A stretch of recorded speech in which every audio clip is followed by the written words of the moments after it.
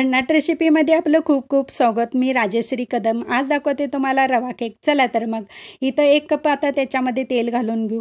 आपलं रेग्युलरचं तेल घेतलेलं आहे, ज्या भाज्यांना आपण वापरतो ना तेच तेल घेतलेले। 1 कप आता त्याच्यामध्ये घालून घेऊ साखर ही जाडच घेतलेली आहे आणि गोड तुमच्या आवडीप्रमाणे कमी जास्त करू शकता। मोठा 1 चमचा त्याच्यामध्ये दही घेतलेला आहे। दही आंबट नसली पाहिजे आणि ताजं असलं पाहिजे। चवीनुसार मीठ घालून घेऊ। 2 चमचे आता त्याच्यामध्ये मैदा घालून घेऊ। मैदा हा बाइंडिंगसाठी वापरलेला आहे। मैद्याच्या ऐवजी तुम्ही गव्हाचं पीठ देखील वापरू शकता।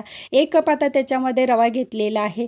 आता हे थोडं थोडं दूध घालून ना मिक्स करून घेऊ। दूध सुद्धा ज्या वाटीने आपण साखर घेतली ना त्या पाऊण वाटी त्या दूध घेतलेले आहे।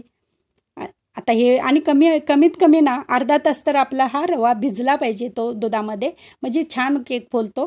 खायचा सोडा घालून घेऊ 1 चमचा आणि आता ते इसेन्स घालून घेऊ। केवढा इसेन्स 2च थेंब घालणार आहे, कारण फार उग्र वास असतो ना इसेन्सचा, त्यामुळं थोडंसं घालणार आहे। वेलची पावडर घालून घेऊ त्याच्यामध्ये। आणि जर तुम्हाला इसेन्स आवडत नसेल ना तर मिल्क पावडर घाला, छान खव्याची टेस्ट येते त्या केकला। आता हे मिक्स करून घेऊ। सोडा घातल्यानंतर ना जास्त फेटायचं नाही, नाहीतर काय होतं सोडा लगेच ॲक्टिव्ह होतो आणि केक बसला जातो। सोड्याच्या अगोदर एक 10 मिनटं कमीत कमी फेटा तुम्ही केक, म्हणजे छान फुलतो। आता हे भांड्याला सुद्धा ग्रीस केलेलं आहे। थोडासा मैदा भुरभरून घेऊ, जेणेकरून हा केक आपला भांड्याला चिटकणार नाही। मग वाढदिवस असो किंवा अॅनिव्हर्सरी असो, मस्त घरच्या घरी बेकरीसारखा केक बनवून तयार होतो। हव्या त्या शेपमध्ये तुम्ही बनवू शकता।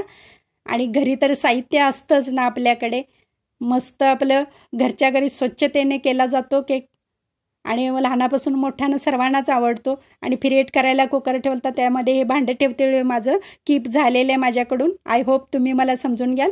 आणि आता तयार झाला आहे का बघू। 45 मिनटं ठेवलेला होता हा केक आणि किमान 25 मिनटं तर हा ओपन करायचा नाही, नाहीतर काय होतं केक बसतो खाली।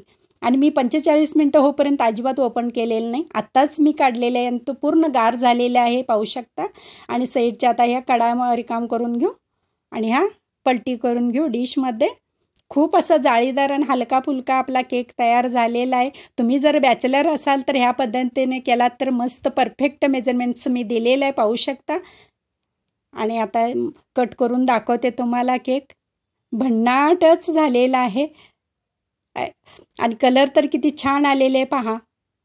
आणि माझी रेसिपी व पदार्थ आवडले चॅनलला सबस्क्राईब करा, बेल आयकॉन दाबा, लाईक करा, इतरांना शेअर करण्याचं विसरू नका, तसंच कमेंट करण्याचं विसरू नका। आपल्यासाठी अशीच नवनवीन पदार्थ आणि तोपर्यंत धन्यवाद।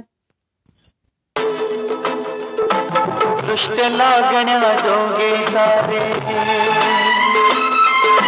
काल बोट ही कुठे नसे, जग दोघांचे असे रचते, स्वर्ग